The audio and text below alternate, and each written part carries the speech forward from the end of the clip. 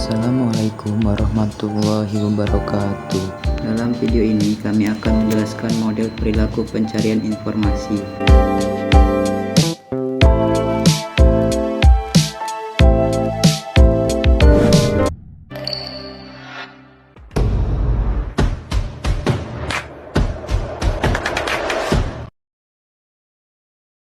Perilaku pencarian informasi merupakan perilaku seseorang yang selalu bergerak berdasarkan lintas ruang dan waktu, mencari informasi untuk menjawab segala tantangan yang dihadapi, menemukan fakta, memecahkan masalah, menjawab pertanyaan, dan memahami suatu masalah.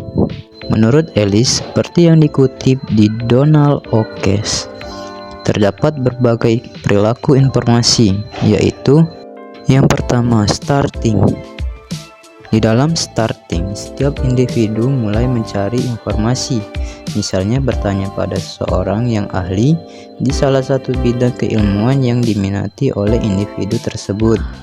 Apabila hal ini terjadi di perpustakaan, informasi dapat diperoleh dengan mengajukan pertanyaan kepada pustakawan. Selain itu, memahami footnote untuk menemukan literatur aslinya juga termasuk dalam tahapan ini.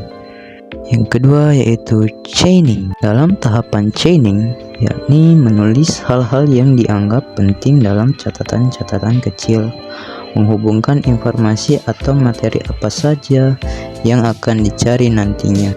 Yang ketiga adalah browsing, yakni suatu kegiatan mencari informasi yang terstruktur atau semi terstruktur.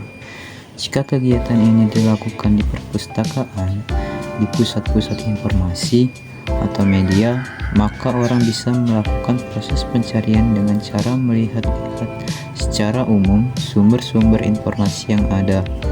Jika proses pencarian menggunakan media online, internet, proses browsing bisa dilakukan dengan mencarinya pada kotak pencarian yang tersedia seperti search engine Google, Yahoo, atau lainnya, dengan mengetikkan kata kunci informasi yang relevan dan dibutuhkan. Yang keempat, differentiating, yakni kegiatan untuk memilih data mana yang akan kita gunakan dan data mana yang tidak perlu. Langkah ini akan sangat jelas jika kita mencari informasi melalui media online. Jajaran indeks kata kunci ditampilkan oleh hasil pencarian awal di atas. Kita bisa memilih, mengevaluasi, dan menetapkan informasi apa yang akan kita ambil untuk mendukung pekerjaan kita. Yang kelima yaitu monitoring, yakni kegiatan untuk memantau atau mencari informasi-informasi yang terbaru.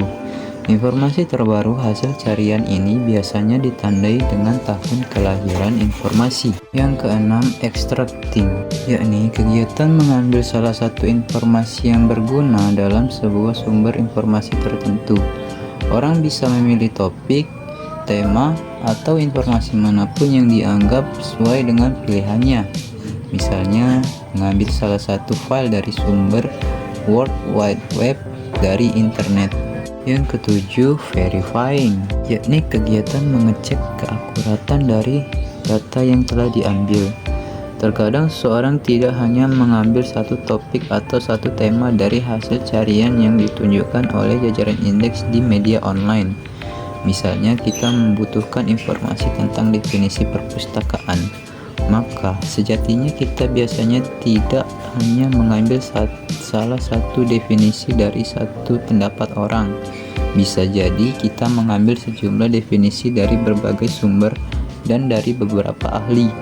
Telitilah dan verifikasilah setiap definisi itu. Kemudian terapkan definisi mana yang akan diambil. Dan yang kedelapan adalah ending. Ending merupakan akhir dari proses pencarian. Pencarian dapat dikatakan selesai dan kita dapat meninggalkan perpustakaan ataupun menutup komputer. Dengan demikian dapat diambil kesimpulan, yakni sebagai pencari informasi, sebelum melakukan pencarian informasi, terlebih dahulu harus mengetahui kebutuhan informasi. Karena dengan memahami kebutuhan informasi, pencari informasi mampu menentukan topik pencarian informasi. Setelah memahami topik kebutuhan informasinya, Seorang pencari informasi yang baik hendaknya melakukan pencarian informasi sesuai dengan proses-proses perilaku pencarian informasi agar dalam mengelola informasi dapat memperoleh informasi yang berkualitas dalam mendukung kebutuhannya.